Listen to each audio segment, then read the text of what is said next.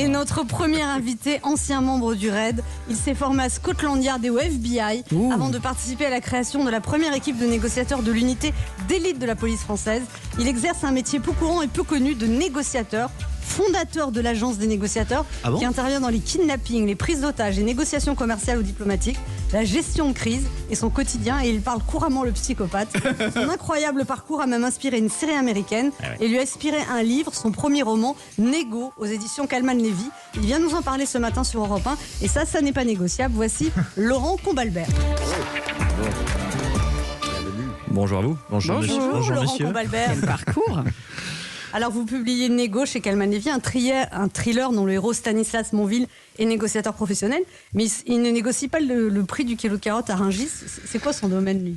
Alors lui, ce sont les négociations de crise, négociations complexes. Il travaille sur les kidnappings, les extorsions, les ransomware, c'est-à-dire la prise en otage de systèmes d'information.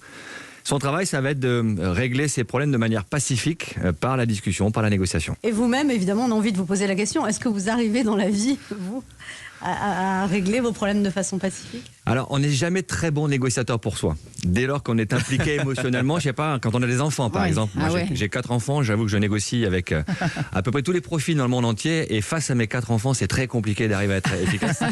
Mais parce qu'ils connaissent tous vos trucs, vos enfants aussi. Ouais, puis ils savent où il faut toucher. Ils touchent sur l'affect. Et évidemment, on a envie qu'ils nous aiment. Donc forcément, c'est difficile de garder du recul. Toi qui es jamais là.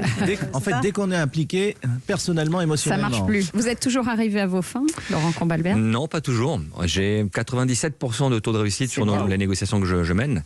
Maintenant, il y en a des échecs parce qu'il y a des négociations qui ne sont pas possibles. On n'a pas d'objectif commun partagé avec la personne en face ou les personnes en face. Et puis des fois, on va se planter parce qu'on rate une info. Et quand vous avez des copains qui divorcent, alors ils vous appellent pour... Alors, personnellement, j'ai déjà divorcé 2 fois et j'ai fait 2 très beaux divorces parce que j'avais un objectif commun partagé avec mes ex-femmes. J'ai 2 enfants avec chacune d'entre elles.